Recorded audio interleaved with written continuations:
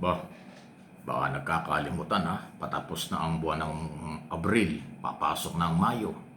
Kaya alam naman natin, minsan po Mayo pa lang nag-uulan-ulan na. Pagdating ng June, tuloy-tuloy na yan hanggang December, marami na namang ulan. Babaha na naman. Hindi na naman makakaiwas tayo doon sa issue ng flood control scam, flood control corruption, na nawala ang malaking pera, kaya tayo ay binaha, maraming buhay ang nawala, ari-arian ay nasira sa nakaraang mga taon at panahon. So kaya ito binabanggit, next week ay Mayo na.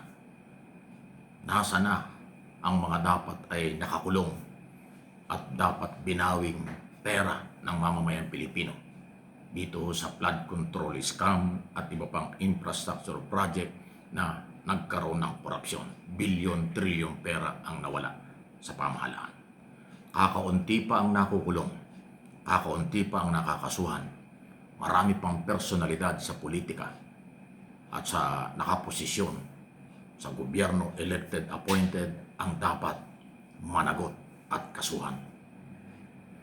Okay? Hindi naman tayo nagmamadali, pero kailangan na natin gawin ito kasi ang panahon ng ating kalaban. Pag dumating ang tag-ulan at pagbaha at mga typhoon na hindi naman tayo naiwasan, huwag nating kalimutan merong 20 typhoon average every year ang dumarating sa Pilipinas. At siguradong may baha na naman yan.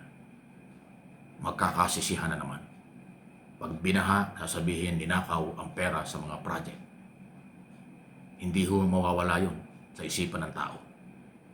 Tandaan nyo, darating ang maraming panahon, palagi at paulit-ulit na pagka may binaha, may nawawalang pundo at may nagsamantala.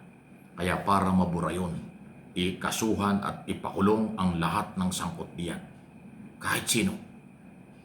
Maka Marcos o anti-Marcos, independent o kung sino mang politiko sa local and national government, elected o appointed, dapat managot. At ang mga perang na-recover at i-recover pa, ipakita sa bayan kung saan ginagamit at saan gagamitin ito. Babalikan ko yung dati kong naging proposal ng mga nakaraan pa.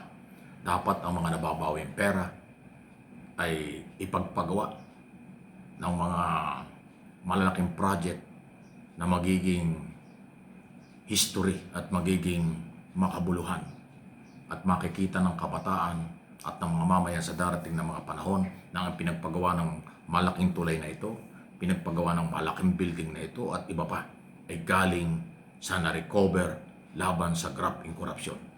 Yun yung magiging halimbawa na mali ang pang-aabuso, mananagot at kayang bawiin ng Estado.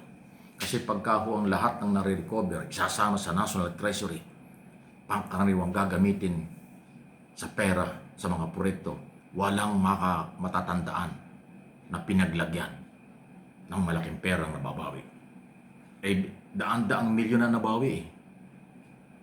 Dapat yan, merong specific na pagkakagabitan, pagkakagastusan. Hindi naman tayo nagmamarunong. Idea lang ito dahil ako naman ay Pilipino, lahat tayo Pilipino. Hindi lang gobyerno ang matalino na maghawak ng pera, hindi lang gobyerno ang dapat pagkatiwala ang maghawak ng pera, dapat ang boses ng mamamayan ay pakinggan, ilagay at gastusin sa isang lugar na magiging simbolo ng laban sa korupsyon. Mali ang korupsyon at nababawi ang nakaw na yaman at pinapanagot ang mga nang-aabuso sa kapangyarihan. Yun po ang importanteng maiukit sa kasaysayan para hindi pamarisan. At magandang halimbawa na ulit-ulit makikita at may papaliwanag natin sa kabataan, mali ang pang-aabuso sa pera at kapangyarihan sa gobyerno. At ito ang bunga ng pagpapanagot sa mga umabuso na ipakulong, nabawi ang pera at ito yung perang nabawi ng pamahalaan. Di ba ang gandang ikwento, ang gandang ipaalaala na ang mali kailanman ay hindi magtatagumpay.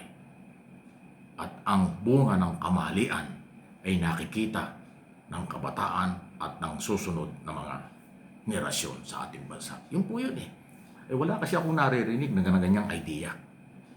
Hindi ho yun, ang idea, ang talino, ang mga sinasabi, hindi yan monopoly. Lahat tayo entitled yan. Ang kukontra lang dyan, saradong isip. Ang kukontra lang dyan, walang, hindi ko alam kung paano di-describe.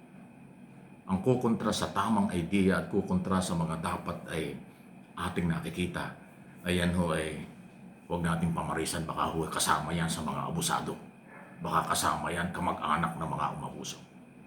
Di ba?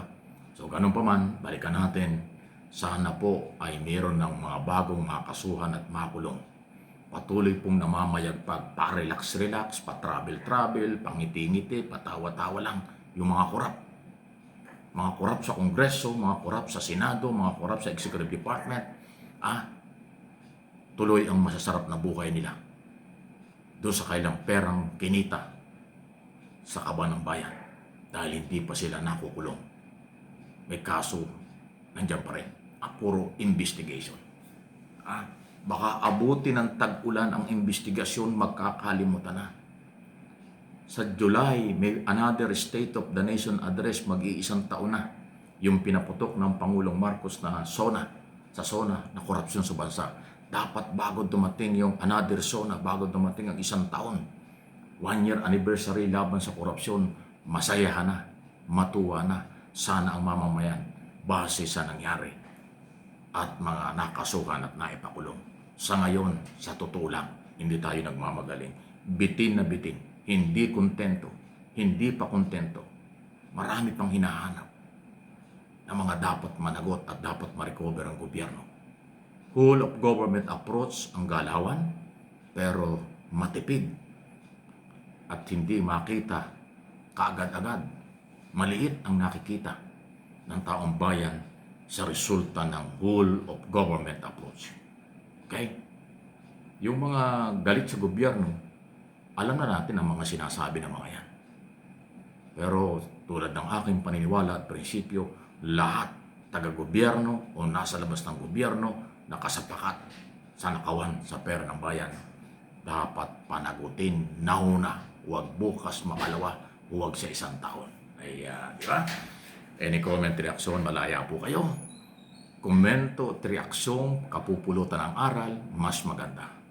Pero komento at reaksyon na parang galit sa mundo, sarado ang kaisipan, naninira at nagmumura at nagbabanta pa, yan ay basura. Walang pakinabang ang lipunan sa ganyang klaseng mga attitude at mga pag-uugali. Kung sino man kayo, magbago na kayo.